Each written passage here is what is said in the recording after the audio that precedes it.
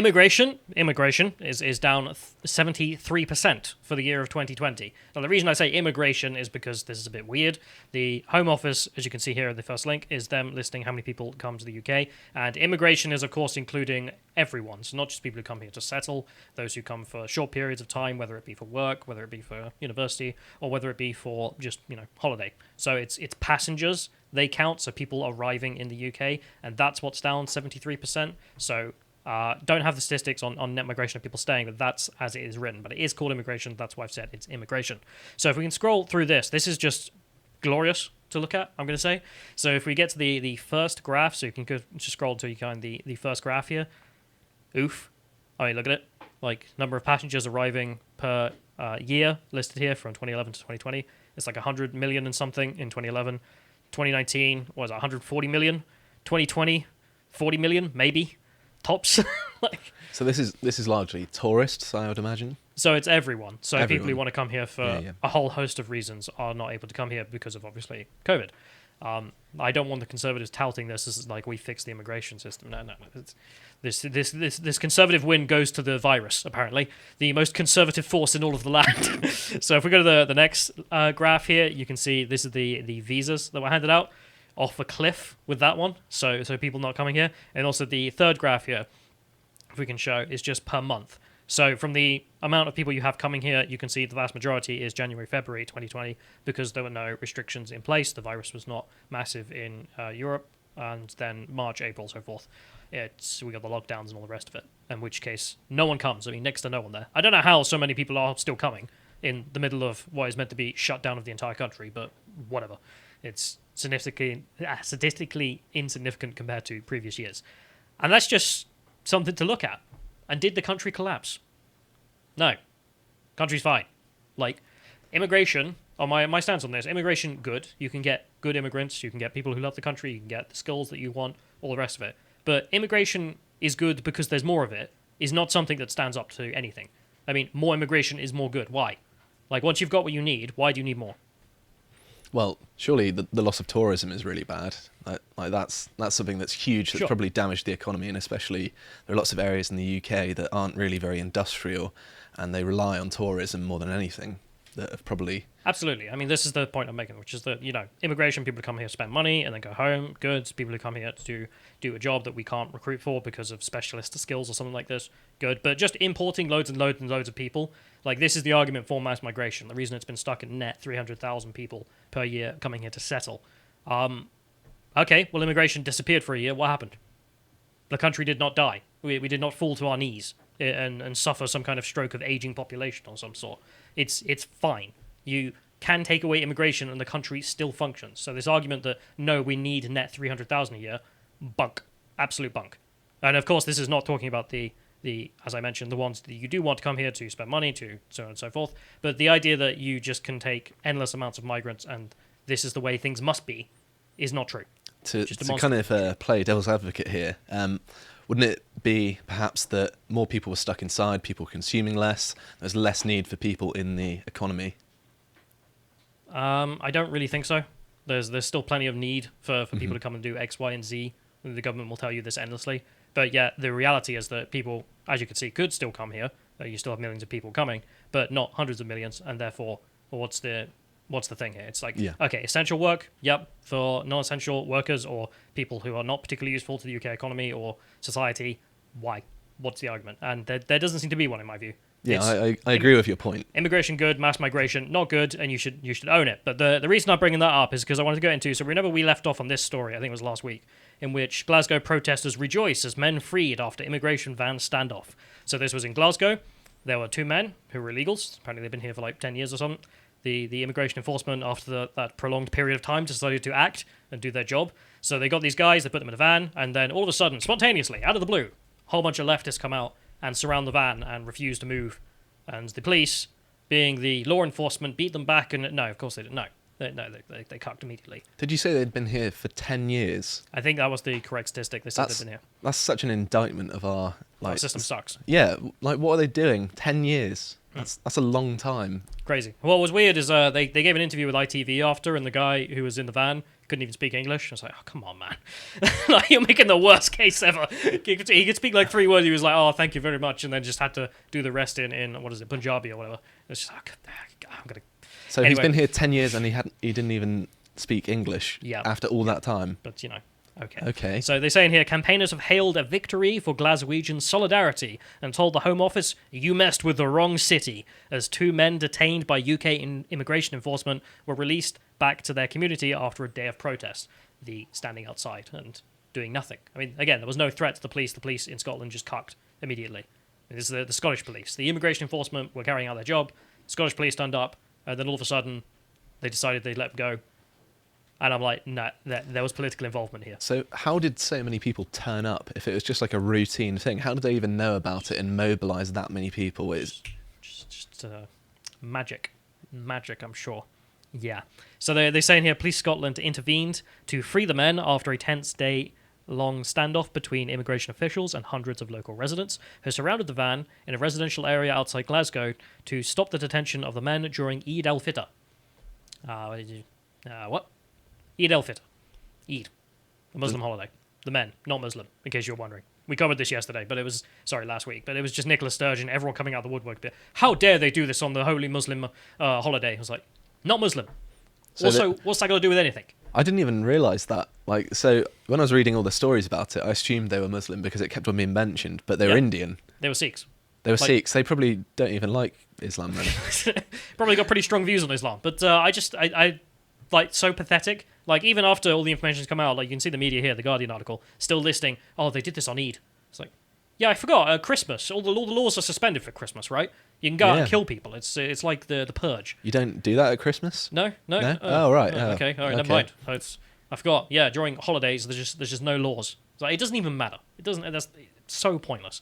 Anyway, so the reason I wanted to bring this up as well is because I found an article in which there's this guy who's arguing for mass migration. Like, this is his viewpoint. He wants open migration, as he puts it. And what's interesting is he brings up a perspective on this particular topic that I hadn't thought about. So that releasing of the men after a pathetic protest. Like, there was I still can't get over how there was no threat to the police officers. They were like, no, just give up. Law and order. Suspend it. Anyway, so he says in here, Patel has the Liberals licked on immigration. Until her opponents address voters' concerns, the Home Secretary will keep winning the debate. There's a simple logic about immigration. Unless you believe your country should have no borders and be entirely open to anyone in the world, you must accept that the state needs to be able to remove uninvited people. True, we can agree with this guy on this. I accept this as someone who's long argued for a liberal open migration policy. Liberal open migration policy, okay, sure. Yeah. I have the whole liberal thing of like, oh, free movement of goods, people. And I'm just like, people? They're not goods. You can't be destroyed and created en masse. Yeah, and there is a certain amount of limitation. If everyone just moved to France in the world, it wouldn't be able to support it, right? Yeah, so as if it's there's got to be some level of limitation there. But as if it has the same societal impact as like packets of cheese. Like, if we import mass amounts of French packets of cheese, it has the same impact as mass French people. It's like, no, people are complex and have more interactions. Like, they affect the society they come to. They're not just something that can be thrown around and no results come of it.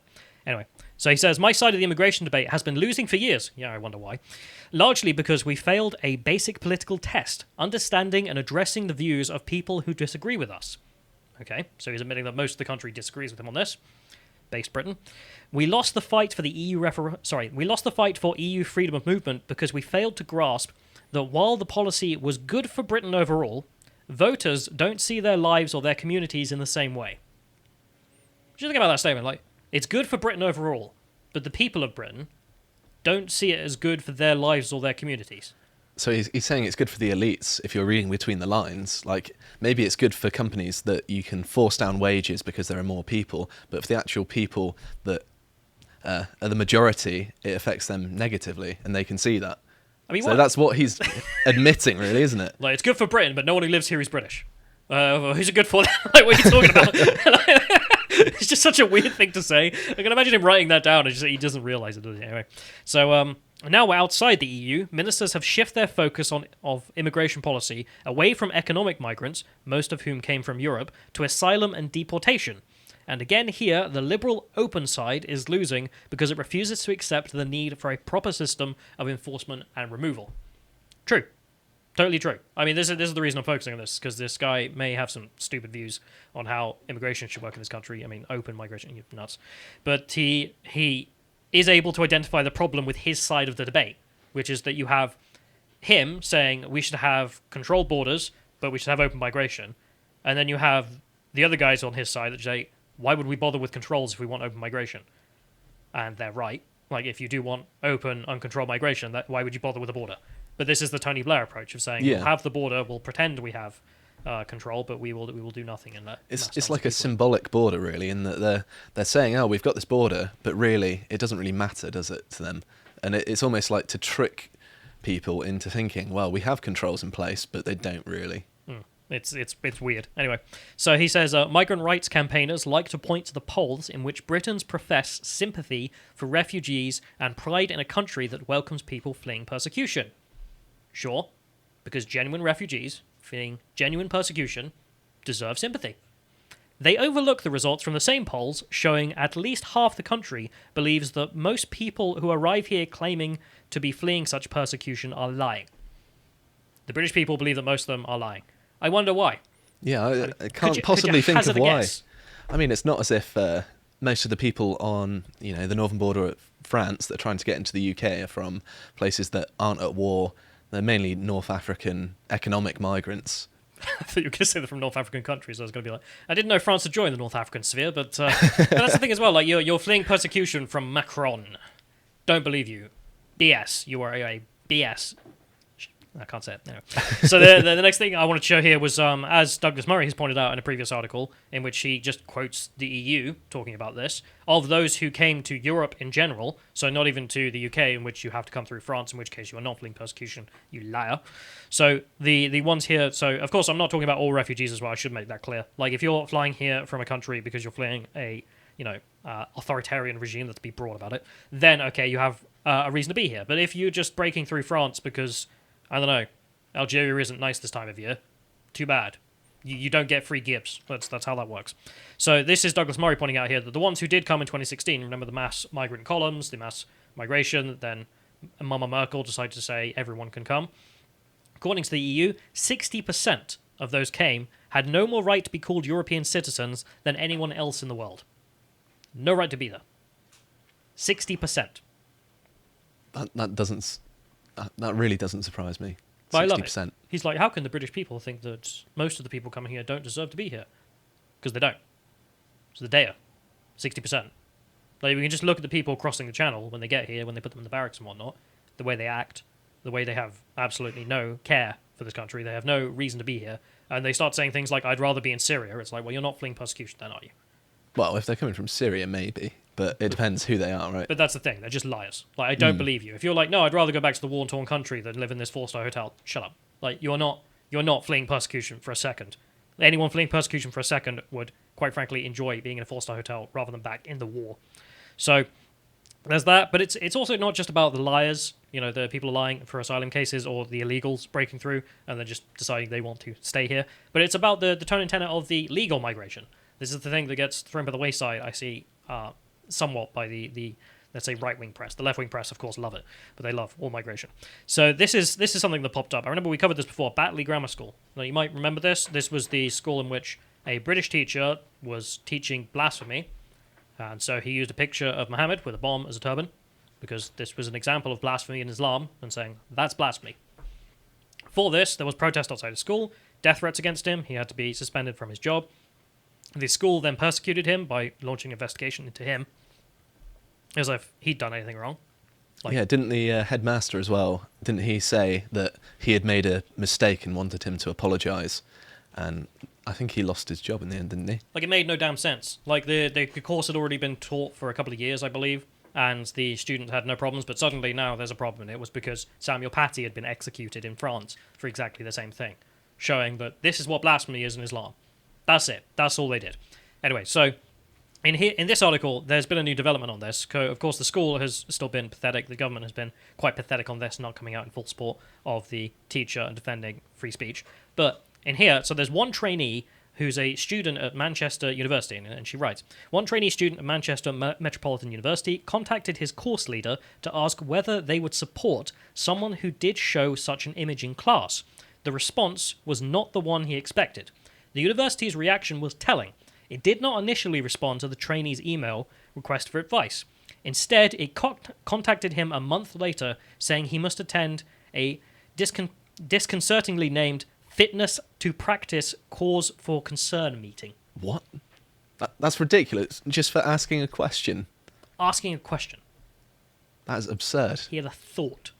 That was his crime in this instance. He's a trainee, he's training to be a teacher, presumably, and he's like, hey, would you guys support if a teacher did do this? And they just ignore him for a month and then demand, no, you must go on a disciplinary meeting. For thinking. For asking a question. Well, I know definitely don't go to Manchester University. What an asshole. Yeah. So she says in here, the idea that a trainee can be disciplined for an action they have not yet committed is not just absurd, it goes against the very fundamentals of education and training, where open debate should be encouraged, not shut down. I mean, again, absolutely, he asked a goddamn question. I mean, that's how cucked Britain is on this issue, in which someone's like, hey, can I blaspheme, and would you support me if I did it? Like, not even done any blasphemy. Don't worry. No, he's not, the Conservative government doesn't have to worry. He hasn't blasphemed against Islam yet. He's just thinking about it, and for thinking, that is what gets him this meeting, this disciplinary action, which he has to go to a meeting about his fitness to practice, and cause for concern. Cause for concern. Concern of what? So has anything actually come of this then, or is it just in process at the minute? This is still in process at the minute, but it's just, I can't believe that a university would do this to a trainee teacher for asking a question. I mean, that's how pathetic it is. I mean, never mind the school. The government still hasn't come out and supported the teacher. But yeah, if they're a trainee as well, it's their job to answer their questions. If they're to teach them how to be a good teacher, then asking questions is what this person should be doing. And the difficult questions are the best ones to ask a lot of the time. So it's ridiculous that they've done this. I mean, the trainee student here needs to know as well, because he may exactly be in the position. I mean, this has happened in the real world that we already had. And there's also just the question here. Okay, fine. We were talking about immigration. This isn't because of false refugee claims. This isn't because of illegals coming over. This is because of the legal migration, and everyone knows it. The legal migration that we've had into this country has caused this issue. This problem did not arise through the shires. Like, there are no, I don't know, like Catholic and Protestant small communities that have forced Islamic blasphemy laws upon us. No, this is an imported issue into Britain. Islamic blasphemy laws. I don't know why that could be difficult to obtain. In which case, you have to think about the legal immigration as well. And government's just not really doing it. Like, I see the point system, and that's nice and all, and a much better step. And we'll see if it holds up in 2021. Because as I say, it's only down for 2020 so far.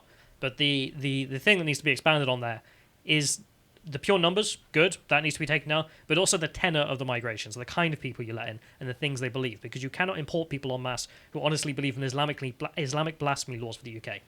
Not sustainable. Didn't Tony Blair, the architect of our current immigration policies, actually say that Islamic values are incompatible with Western values? So the guy who actually created this agrees. Yeah. Like a direct quote, millions of Muslims hold views that are fundamentally incompatible with the West.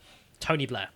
So if even he is coming out against it, surely people need to realise that this is not good. Needs to be taken in consideration for the immigration process. And it's obvious that people are almost being held ransom here out of fear. Like, you say anything against Islam and the university will call you in for an intervention, you'll lose your job. And it's almost uncriticisable because everyone's afraid because they saw what happened in France. The Islamic scholars of Metropolitan University in Manchester, yeah. But yeah, what a mess. I mean, at least immigration's been down for this year, but as the Conservative government's brought through their points policy, it needs to go down. It needs to continue to stay down because it cannot continue as it is. But if you enjoyed this segment from the podcast of the Lotus Eaters, you can watch the full broadcast live every weekday at 1 p.m. UK time on lotuseaters.com.